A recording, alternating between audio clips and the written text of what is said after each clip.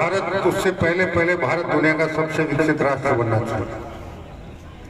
देश को आजाद हुए 77 साल हो चुके। भारत जब गुलामी की बेड़ियों से मुक्त होकर आजाद हुआ, उसके 5-6 साल पहले और 1-2 साल बाद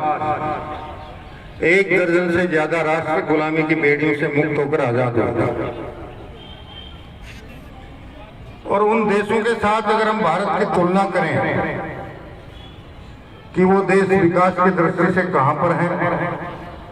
और हमारा राष्ट्र भारत कहां पर है, और जब हम इसका विश्लेषण करते हैं तो अपने आप स्पष्ट हो जाता है कि प्रधानमंत्री जी के मन में ये विकसित भारत संकल्प यात्रा करने का विचार क्यों और कैसे आया। हमें देखना होगा कि विश्व में पहली बार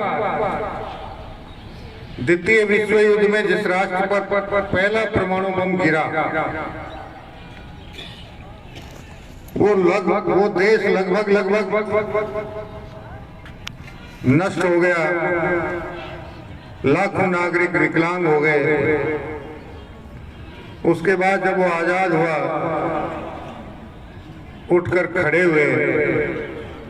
और आज दुनिया के विकसित राष्ट्रों में उस राष्ट्र का नाम आता है जिसका नाम है जापान। जापान के नागरिकों में और भारत के नागरिकों में जो बड़ा अंतर है,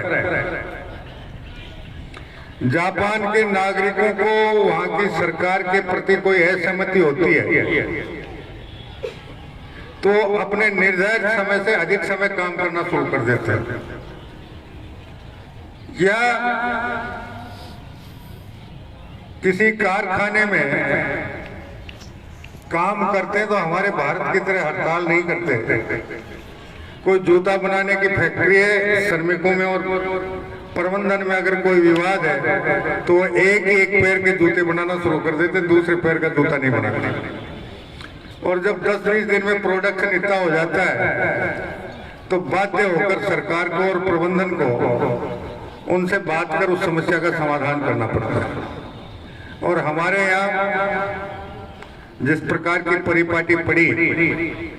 वो आप किसी से छुपी हुई नहीं। वहाँ उत्पादन बढ़ाने पर जोर दिया जाता है, हमारे यहाँ उत्पादन को अवरुद्ध करने पर जोर दिया गया है। दूसरा, जितने भी विकसित राष्ट्र हैं उन राष्ट्रों के नागरिक सार्वजनिक धन को, या जिसे हम सरकारी धन कहते हैं, जिससे विभिन्न प्रकार की जन कल्याण और विकास की योजनाएं चलती हैं, उनको वो अपनी खून पसीने की मेहनत की कमाई का अंश मानते हैं और इसलिए उनकी सतत निगरानी रहती है कि उस पैसे का सही सदुपयोग हो रहा है, कहीं दुरुपयोग तो नहीं हो रहा है। और भारत में प्रबुद्ध से प्रबुद्ध नागरिक के मन में भी जहां सार्वजनिक धन कह दें या सरकारी कोष से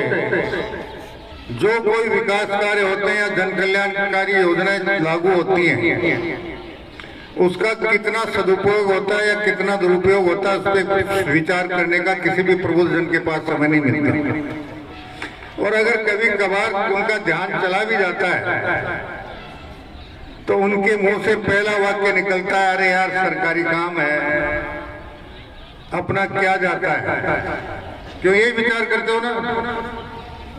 हैं? और यहीं से वो सारी परिस्थितियां निर्मित होती हैं जो पिछले 77 साल से भारत को दुनिया का सबसे विकसित राष्ट्र बनने से रोक पा रही थी। प्रधानमंत्री जी का सोच ये है कि जब आजादी के 100 साल पूरे हों तो आजादी के स्वतंत्रता के संग्राम में, एक लंबे संग्राम में जिन लाखों करोड़ों लोगों ने, महान क्रांतिकारियों ने, स्वतंत्रता सेनानियों ने अपना सब कुछ जिस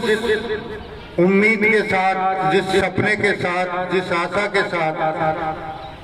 अपनी मातृभूमि को गुलामी की बेड़ियों से मुक्त कराने के लिए अर्पण कर दिया था,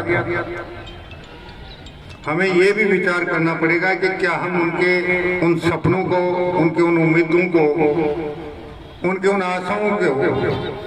भारत के नागरिक होने के नाते पूर्ण करने का प्रयास कर पा रहे हैं या नहीं कर पा रहे हैं। और यहीं से प्रधानमंत्री जी की सोच शुरू हुई और उनके मन में विचार आया कि कभी आजादी से पहले भारत के रुपए की कीमत अमेरिकी डॉलर से ज्यादा थी और आज भारत के रुपए की कीमत 85-86 डॉलर, $1 की कीमत 85-86 रुपए पहुंच गई। और आजादी से पहले वो समय था जब भारत के $1 के बदले $6 तक प्राप्त हो जाया करते थे। इन सारी परिस्थितियों को देखते हुए माननीय प्रधानमंत्री जी के मन में ये विचार आया कि भारत सरकार और राज्य सरकारों ने पिछले 77 साल में 1914 से पहले तक जितनी भी जन कल्याणकारी योजनाएं, विकास की योजनाएं बनाई और जितनी धनराशि उनके लिए आवंटित की, उसका आंकड़ा अगर हम देखें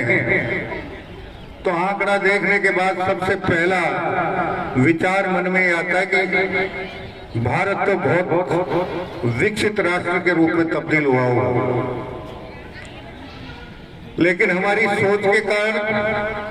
सरकारी योजनाओं के प्रति, सरकारी जन कल्याणकारी योजनाओं के प्रति, विकास योजनाओं के प्रति जो नकारात्मक सोच था, उसकी वजह से कितना सदुपयोग हुआ, कितना दुरुपयोग हुआ, ये एक विचार करने का प्रश्न था। और इसीलिए प्रधानमंत्री जी ने सोचा कि भारत सरकार, राज्य सरकार की एक एक योजना का इन विकसित भारत संकल्प यात्रा के माध्यम से आम जन को, प्रबुद्ध लोगों को, जनप्रतिनिधियों को जानकारी दी जाए और उसके बाद प्रबुद्ध लोग और जनप्रतिनिधिगण मिलकर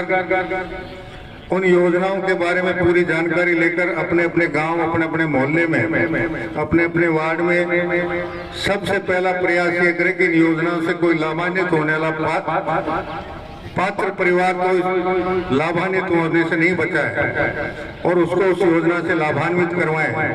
और अगर किसी ने गलत फायदा किसी योजना का उठाया तो उसका भी निराकरण करने में वो सरकारी अधिकारियों से संपर्क कर उचित समाधान करवाएं। और जब दुरुपयोग रोकेगा, वास्तविक पात्र लोगों तक योजनाओं का लाभ पहुंचेगा तो 2047 तक भारत दुनिया का सबसे विकसित राष्ट्र बनने से दुनिया की कोई ताकत नहीं रोक पाएगी। और जब कोई ताकत नहीं रोक पाएगी तो एक लंबे स्वतंत्रता संग्राम में जिन लाखों करोड़ों महान स्वतंत्रता सेनानियों और महान क्रांतिकारियों ने अपना सब कुछ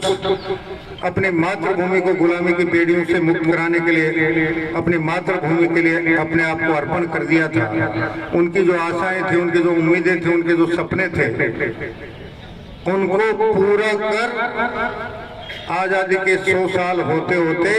हम उन्हें सही रूप में सच्ची श्रद्धांजलि देने में सक्षम हो पाएंगे। भारत के 140 करोड़ नागरिकों की राष्ट्रभक्ति के बूते। और यही संकल्प प्रधानमंत्री जी का, मैं उम्मीद करूंगा कि इस यात्रा के माध्यम से जितने भी प्रबुद्ध लोग और जनप्रतिनिधि उपस्थित हैं, जुड़े हुए हैं, वो संपूर्ण योजनाओं की जानकारी लेकर सबसे पहले पात्र लोगों को चिन्हित करें, उनको लाभ दिलाएं और अगर अपात्र व्यक्तियों ने लाभ ले रखा है तो उन्हें उससे बाहर करवाने में प्रशासन का सहयोग करें,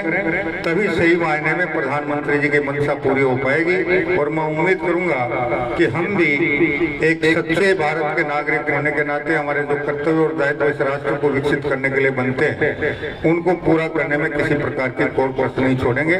इन्हीं शुभकामनाओं के साथ आप सभी ने अपनी गरिमा में उपस्थिति देकर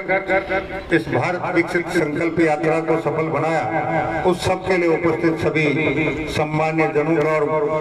आदरणीय मातृशक्ति का और युवा साथियों का बहुत बहुत धन्यवाद, आभार। जय हिंद, जय भारत, वंदे मातरम। बहुत बहुत धन्यवाद माननीय